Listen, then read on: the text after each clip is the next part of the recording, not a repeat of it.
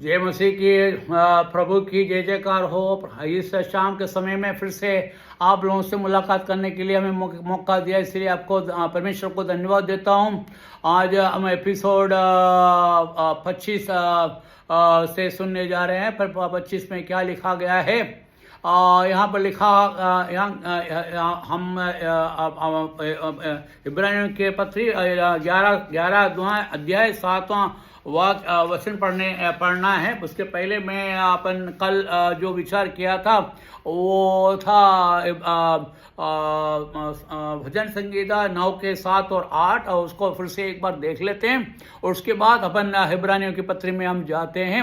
यहाँ पर क्या लिखा है कि किंतु यहोवा तेरा शासन अविनाशी है। यहोवा ने अपने राज्य की शक्तिशाली बनाया, उसने जग के न्याय लाने के लिए ये किया। और यहाँ पर इंग्लिश में ये लिखा हुआ है, but the Lord shall endure for ever.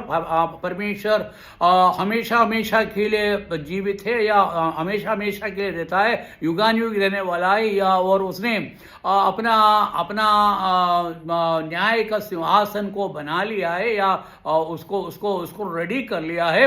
और 8वां आयत में पढ़ते हैं, ही शैल जज द वर्ल्ड इन राइचियसनेस। वो जो है पर इस दुनिया को सच्चाई में वो न्याय करेगा। And he shall administer judgement for the people in uprightness. और सभी व्यक्ति को सही रीति से वो न्याय करेगा। देखो, हमने ये इसमें पढ़ा, हमको कितना ये सब कुछ पढ़ने पर हमको क्या मालूम पड़ता है? वो सच्चाई से न्याय का पालन करने वाला परमेश्वर है। जो हम परमेश्वर के न्याय हमको ये मालूम पड़ा, परमेश्वर जो है युगान युग का रहने वाला है। और उसी ने क्या स्थापित किया है? न्यायासन स्थापित किया है। और न्यायासन में वहाँ पर क्या होगा? परमेश्वर का न्याय वहाँ पर होगा। और उस न्याय के उस टाइम हमको वो जो न्याय करेगा वो सच्चाई से न्याय करेगा, ऐसा लिखा गया है। तो वो उसके अंदर वो जो भी करेगा वो सच्चाई से करेंगे।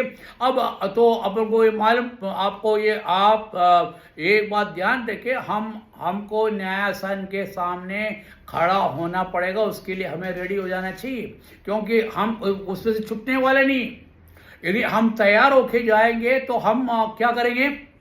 हम न्याय से बच सकते हैं। और यदि न्याय से आप तैयार होकर नहीं जाएंगे तो क्या होगा? जैसे आप यदि कोर्ट में जाते हो, कोई केस को लेके जाते हो, तो आप अकेले जाएंगे तो आप फंस जाएंगे। यदि आप अकेले वकील को लिया, अच्छा वकील को लिया, और उसके साथ आपने मीटिंग करा, उनके साथ बात करके और उसको सबको सही न्याय को उसके जो न्याय करने का जो लॉ है उसको शरीर को सही से पढ़ा और सही रीति से, और जब समर्पण करेंगे न्यायाधीश के सामने, तो न्याय क्या है? वो उसका न्याय तो हम उससे न्याय के सामने खड़े होकर उनसे अब न्याय की मांग कर सकते हैं।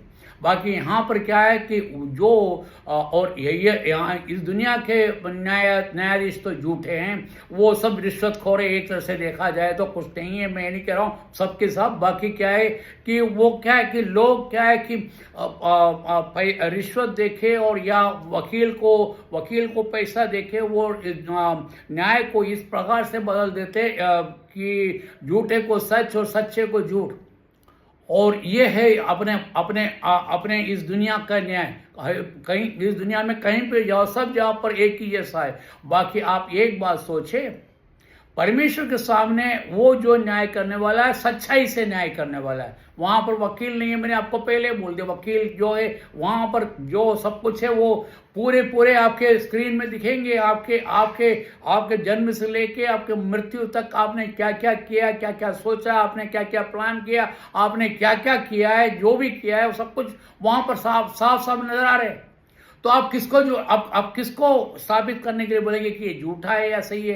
क्योंकि परमेश्वर के सामने वो सही रीति से ही न्याय करेंगे और उसके अलावा नहीं। तो आपको इस न्याय के सामने जाने के लिए डरना चाहिए, और वही उसके बारे में ही हम पढ़ रहे हैं यहाँ पर इब्रानियों के पत्री 11वां अध्याय 7वां आयत में लिखा हुआ है, या नोहा के बारे में लिखा हुआ है। ये नोहा कौन था? नोहा वो व्यक्ति है जो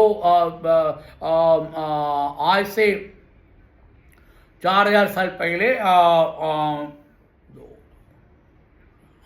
चार हजार 5,000 साल पहले आप यूं कह सकते हैं, उस टाइम में एक जल प्रलय इस पृथ्वी पर हुआ। और अपने हिंदू धर्म में भी अपन देखते हैं कि जल प्रलय के बारे में, और उसके अंदर नोह के बारे में नूह ऐसे कुछ नाम बताते हैं। बाकी वो उस टाइम क्या होता है, उसमें से सिर्फ 8 व्यक्ति ही उस न्याय परमेश्वर के उस न्याय के क्रोधाग्नि से बच पाए।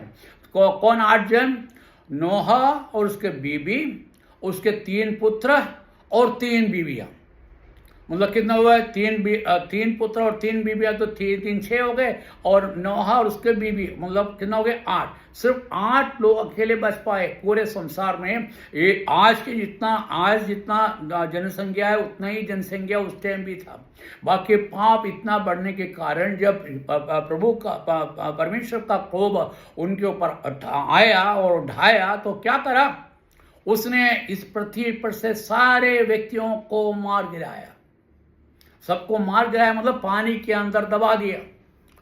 और अब जो होने वाला है, आग के अंदर जलाने वाला है। वो उस टाइम तो पानी के अंदर जल गया, बाकी सोच सकते हैं मछली या जो भी कुछ खा लिया, बाकी वो लोग भी जी उठेंगे जो पानी के अंदर जाके मरा है नोह के टाइम के।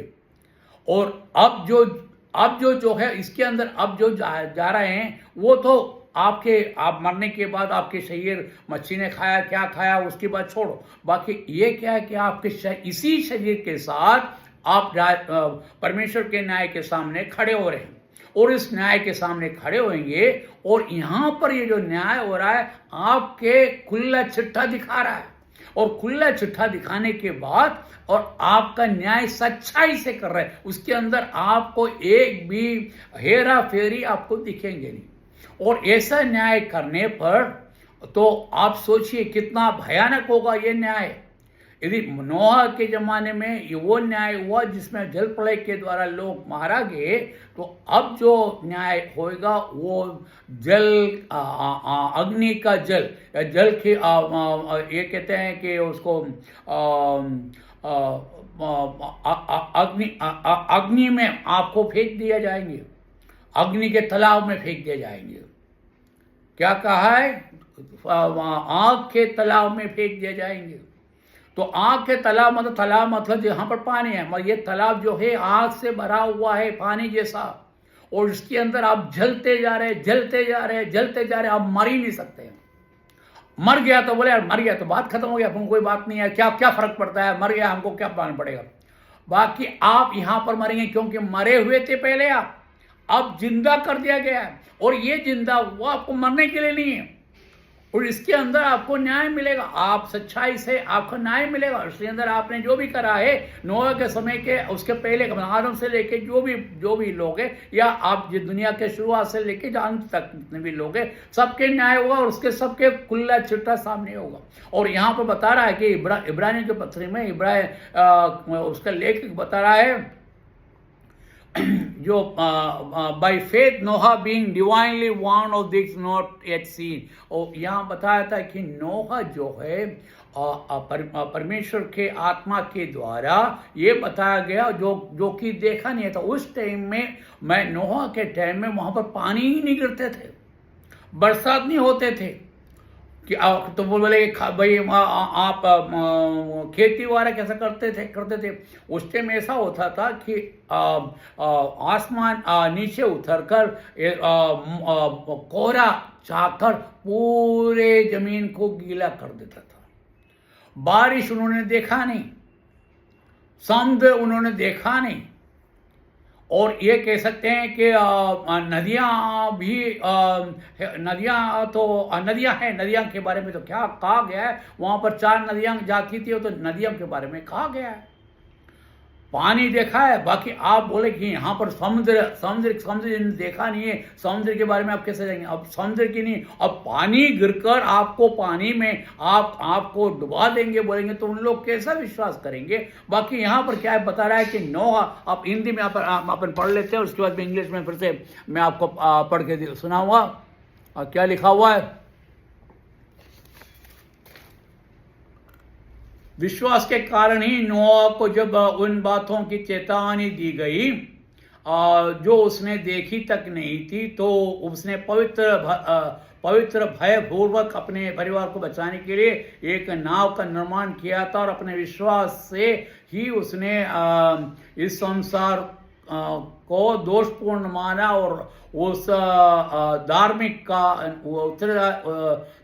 का उत्तराधिकारी बना जो विश्वास से आती है। यहाँ पर लिखा है कि विश्वास के कारण ही नूह को ये मिला। विश्वास पर यहाँ पर ये बात कर रहा है, नोआ बीइंग डिवाइनली, परमेश्वर मतलब यहाँ पर डिवाइनली मतलब परमेश्वर की आत्मा के द्वारा उसको दर्शन हुआ, और उसने ये बात सुनकर जो विश्वास होने वाली चीज़ नहीं है उस ऐसे चीज़ को दिया, और उसने जब उसने उस बात को सुना मूड विद गॉडली फियर, उसने बोला कि परमेश्वर के भय से वो कांप गया और हिलने डुलने लगे, और क्या करा? Prepared an arc for the saving his house, अपने परिवार को बचाने के लिए उसने नोहा ने आर्क को बनाया। और यही नहीं, saving word by which commanded the world which he condemn the world, और क्योंकि परमेश्वर इस दुनिया को नाश करने वाले हैं, और ये बात को समझकर और ये सुनकर ही became heir of the righteousness, वो सच्चाई का उत्तराधिकारी था, which is according to faith, क्योंकि परमेश्वर के विश्वास में सच्चाई का उत्तराधिकारी निकला। देखिए देखो कितनी बड़ी बात है यहाँ पर कहा गया है। और हम यही बात हमको सोचना है, यदि नोहा जो कि जल प्रलय से यदि बच गए हैं, उसके कारण क्या था? परमेश्वर का भय। परमेश्वर के आत्मा ने जब यहाँ पर आप ये सोचिए, नोहा करीब 500 साल मेरे काफ़ी अरसे तक, मतलब ये मैं अभी साल में इसमें मैं लिख नहीं पाया हूँ, मुझको एकदम से मैं करेक्ट मैं बता नहीं पा रहा हूँ। करीब आप ये कह सकते हैं 100 साल से ऊपर उसने क्या करा? उसने सब लोगों को बताया, देखो यहाँ पर पानी आने वाला है, और ये यहाँ पर ये डूबेगा, और ये क्या करेगा? सब के सब नाश हो जाएंगे, और तुमको बचना है तो मेरे साथ तुम भी इस नाव में चढ़ जाओ। उसने इतने साल बोलने के बाद भी क्या हुआ? मेरे पास टाइम नहीं है, तो मैं फिर से मैं देख के मैं कल मैं आपको बताऊंगा कितना साल है एक्चुअली। और उसने भय भक्ति के कारण उसने क्या करा? अपने आप को समर्पण करके परमेश्वर के भय के साथ उसने अपना, और परमेश्वर का विश्वास के कारण उसने उत्तराधिकारी वो पाया, क्योंकि किसका? न्याय का, मतलब सच्चाई का उत्तराधिकारी बन पाया। तो हम यहाँ पर देख रहे हैं कि वो नोहा कितना डरा होगा, और ये सोचिए पूरे दुनिया उसके खिलाफ है, वो मतलब उसके भाई बहन जो और उसके सगे संबंधी, उसके नाना दादा परदादा सब लोग हैं, बाकी कोई भी नाव पर नहीं चढ़ा सिर्फ नोहे के सिवाय। आप जरा सोचिए वो कितना भय भक्ति के साथ गया होगा। मेरे यहाँ समय यहाँ खत्म होते हैं। परमेश्वर के धन्यवाद हो। हम कल फिर मुलाकात करेंगे, और परमेश्वर आपको हमेशा जो आपकी रक्षा करे। आमीन।